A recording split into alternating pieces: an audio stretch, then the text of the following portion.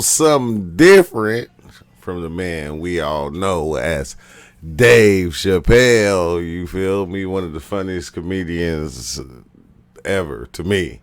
But he had some things to say in this video right here that, stood out from a lot of other things that was being said. And I said, I got to do a review on this. You feel me? So let's just jump into the video. I ain't even going to hold you up. I'm going to just let it play. Okay. Before I did Killing Him Softly, when I was 22, HBO gave me the biggest opportunity of my life at that time. They gave me a half-hour special, but this shit was not like a special, you know what I mean? It was like, it was generic. It didn't even have a title. It was just Dave Chappelle. And I shot it in San Francisco at a place called Broadway Studios. Frisco. Which is on the second floor of a building. And beneath Broadway Studios is a nightclub. And the special was only supposed to be 30 minutes. And I got ready, I practiced, I did all the shit I was supposed to do. And the night that I taped, 20 minutes into my 30-minute set, I'll never forget this, music started blasting from the nightclub underneath. You could hear it real loud, and it fucked my whole show up, and I was devastated. I was a young man. I really believed. I was devastated. In what I was doing. And I thought that my dream had been killed. So when I got off stage, I ran down the steps to the alley behind Broadway Studios and where the control trucks are parked, and I kicked that motherfucking door open, and I started yelling at all the producers. I was nobody in show business, just a guy that believed in us. I said, man, you fucked everything up. That fucking music, what the fuck were you thinking? And there was a guy who was a big-time producer, I ain't saying no names, and he stood up, and he said, hey, kid, sit the fuck down.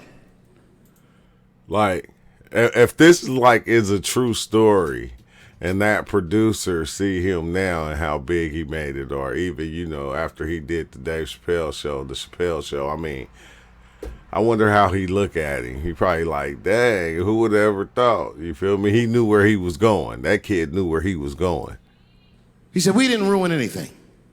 He said, we made a deal with that nightclub to not play music, and they didn't honor the deal. And I said, who didn't honor the deal? And he pointed to a guy. I'll never forget it. It was an old white man sitting in the Ford Taurus by himself. And he said, that guy right there. And I didn't waste no time or ask no questions. I went to that Ford Taurus and I beat on that window and I said, open the door, motherfucker, I want to talk to you. And that old man looked at me for 1 second and wisely drove the fuck off. And left me in the alley cussing at anybody who would listen. And 2 minutes later, literally 120 seconds later, couldn't have been any more than that, the doors of the kitchen in the alley of that nightclub underneath Broadway Studios flung open. And that old man was standing there, that same old man with reinforcements. He had 2 big goons with him, and he looked at me, and he was calm as a cucumber. He said, you, come here. I want to talk to you. I didn't know anything about the streets at this age. You, come here. Like, get over here. Let me, like, in a calm voice, though, you just looking like, hold on, bruh. I found out later in my life that these men were Russian mobsters. And I don't know what you guys know about the Russian mob, but these are the niggas that killed Denzel in the Training Day.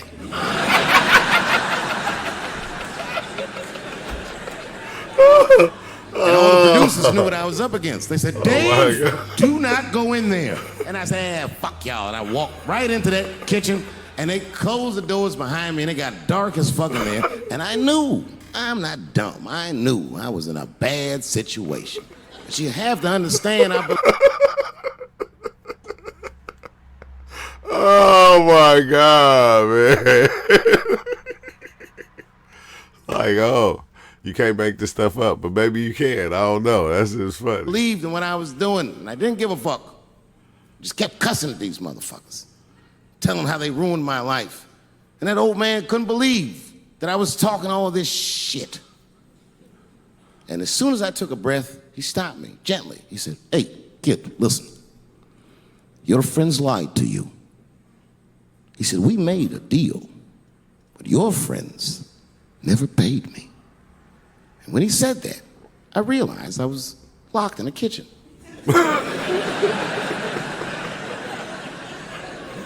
I realized he was telling the truth, which would make me wrong.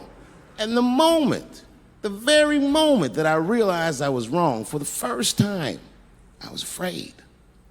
You see, it's a funny thing if you believe you're absolutely right.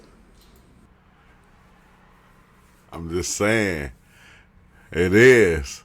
Because most of the time you believe you right. And even when you wrong, you don't be wanting to say that you was wrong. You can get drunk off the feeling of how right you are. That's why gay people are so mean.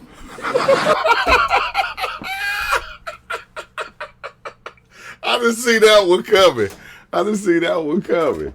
But like you can get drunk off the belief that you always right. You feel me? It'll give you a feeling to where every situation that comes, you'll look at it at every moment as being a right and wrong moment.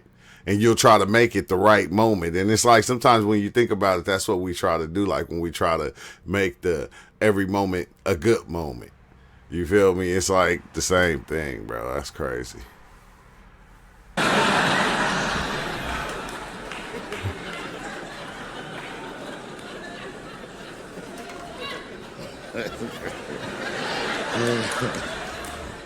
But I didn't buckle. You guys would have been very proud of me. I was scared, but I didn't buckle. I said, well then, sir, I owe you an apology. But I believe that no matter what reason that music was playing, it ruined my life. And that old man looked at me with sympathy in his eyes. And he walked over to me and he gently placed his hand on my cheek, which I gotta tell you, is a very emasculating thing to do. I was standing there looking at this nigga's hand on my cheek.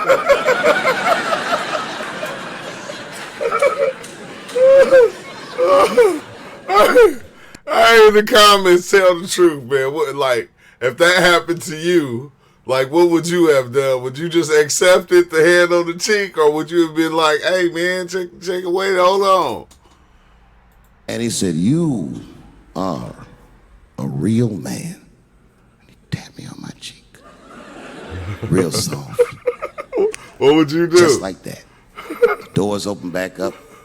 The light from the alley flooded into the kitchen. And I just walked out alive. I lived to fight another day.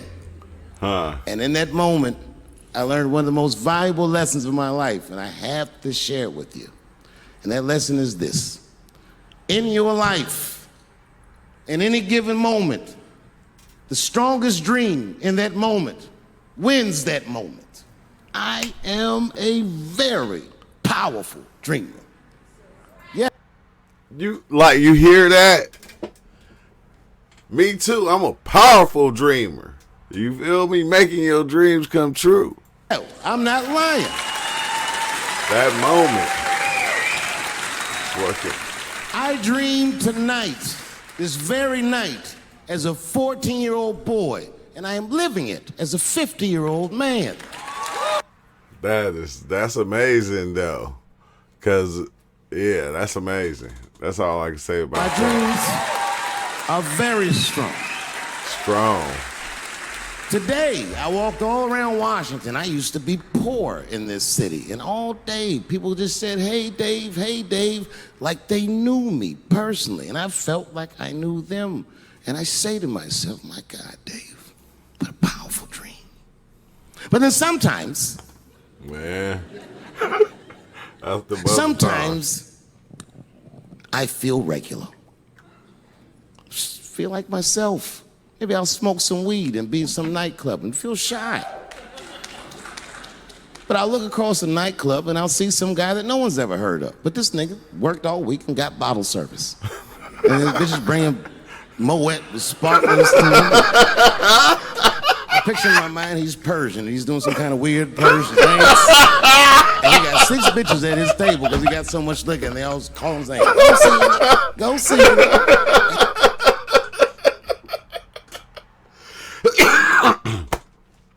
He created his own illusion. You feel me? Which we all do. And I'll be looking across the room like, oh my God, I'm in that guy's dream.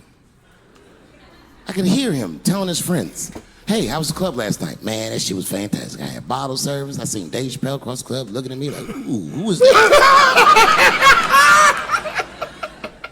And that's the trick to life. You have to be wise enough to know when you were living in your dream. And you have to be humble enough to accept when you're in someone else's. Now, that's the part right there. You know, you gotta be humble enough to accept that you and someone else's, because a lot of times we want to make the dream ours. The dream's gotta be ours. You feel me? But then when we come in contact with other people, other souls, we become their dream also. Dave Chappelle deep, bro. That's why I don't judge between Will Smith and Chris Rock. Because you guys look at them as big ideas, but I look at them as fellow dreamers. I can't judge between them because I see myself in both of them. But did you hear what he said? Y'all look at them as big ideas. I look at them as fellow dreamers. It's almost like not being the NPC, you feel me? I'm a user. I am Will Smith.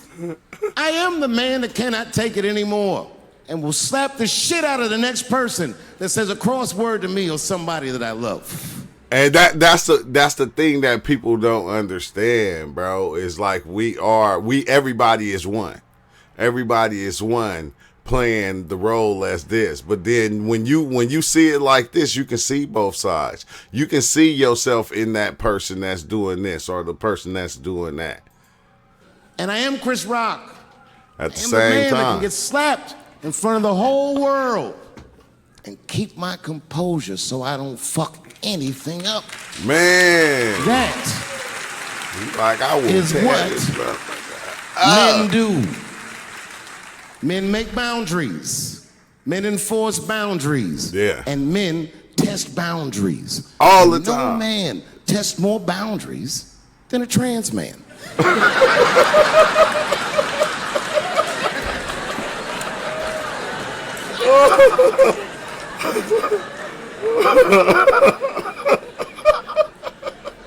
When I see a fellow dreamer, I give them my utmost respect.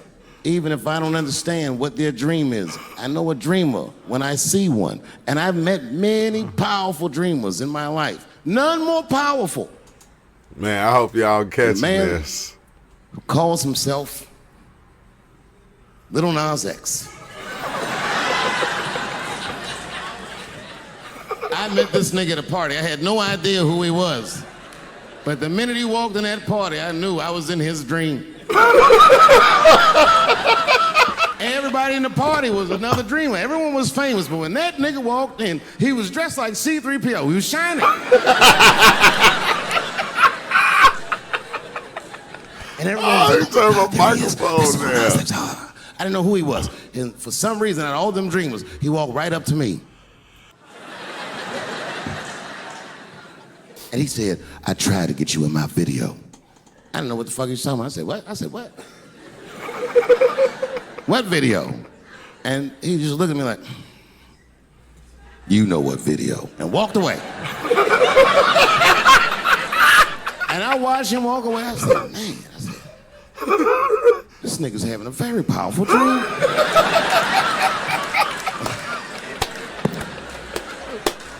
You know what it reminded me of?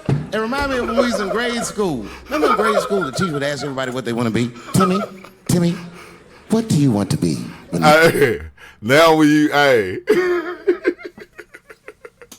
I always called it acting. You feel me? Like we all acting and they going by the script. I didn't look at it like, you know, everybody is dreamers. You feel me? And they playing the dream. It's like, oh, what the hell? Oh, wow, bro, that's deep. You grow up.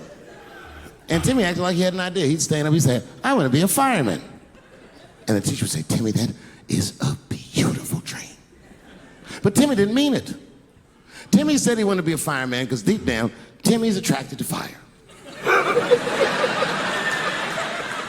By the time he's 14 years old, this nigga's a full-blown pyromaniac, playing with kerosene and matches like a goddamn expert. And then one night he goes downtown with his buddies, fucking around with fire, and burns a warehouse down. And he doesn't know it, but there's 13 migrant workers from El Salvador, and they're in that motherfucker. They get trapped, and then they die in the fire. Isn't that a tragedy? Hey, look, because I didn't play this part, listen to this part, but it was firemen that was doing that, though. They was setting fires. It was happening in California. Dude was setting fires all up and down the freeway. You feel me? So they had to go and put them out and stuff. But it's firemen that was doing this. And it's like, whoa, bro. Mind blown. Explosive. It was an accident. He's only 14 years old, but he's black. So they try him as an adult. And Timmy ends up spending the rest of his life in jail. Dream deferred. The Timmy dream is done. What about you, Billy? Billy, what do you want to be when you grow up? And Billy stands up and he says, I want to be president of the United States. And the teacher says, oh my God, Billy, that is a wonderful dream. And Billy means that shit. Billy does everything right. That motherfucker gets his grades up. He joins student government. He even does extracurricular activities like show choir just to make his resume look good. He's on track to be president, but junior year he wipes. I'm going, man, y'all, look, it's wild because we don't even look at it like this, bro. It's like this is that game that everybody playing. You feel me? To build their own dream, to make their own dream. And that's why the dream's coming out the way that they are. The way that the person who comes into it designs it the way that they want it. Sometimes it works out the way that it always works out the way that they want it. And it always does. Even though it might seem like it's going foul or all this crazy stuff happened, it happened because that's the way they worked out. And you bumped into other people and you became part of other people's dreams. Crazy. When he's 16, he gets his girlfriend pregnant and has to drop out of high school to make ends meet. But lucky for him, the local Walmart's hiring. By the time he's 20 years old, this motherfucker makes assistant manager at Walmart. He's the youngest one in the district. He says, oh my God, if I can keep this up for 4 more years, I could be a manager. And if I can keep this up for 6 more years after that, I could even be a regional manager and have as many as 3 Walmarts under my control. And he's a big picture guy. He sees where this path is going, so he kills himself. What? Why would that be funny?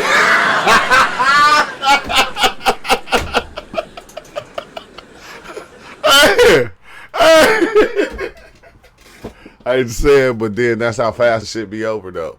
It happens like that all the time, and you know, it's not a beautiful thing, but yeah, it's done. Well, what about you? What do you want to be when you grow up? I don't want to say, because I don't want the other kids to laugh at me. Yeah. Who cares if they laugh? Your dream is yours. Own your dream so they can come true. Say it loud and proud. What do you want to be when you grow up? LIL NAS X. And that nigga stood up in front of the whole class. I want to be the gayest nigga that ever lived. I want to do a music video and slide down a stripper pole all the way to the depths of hell and suck the devil's dick at 10 o'clock on BET while all the kids are awake and can see me.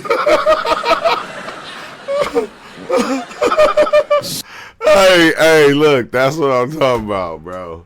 Some people just got wild dreams. You feel me? Some of them just do, and that's just the way the world is. Everything is what it is. But if you like this video, man, comment below, and yeah, I'ma holler next time. Peace out.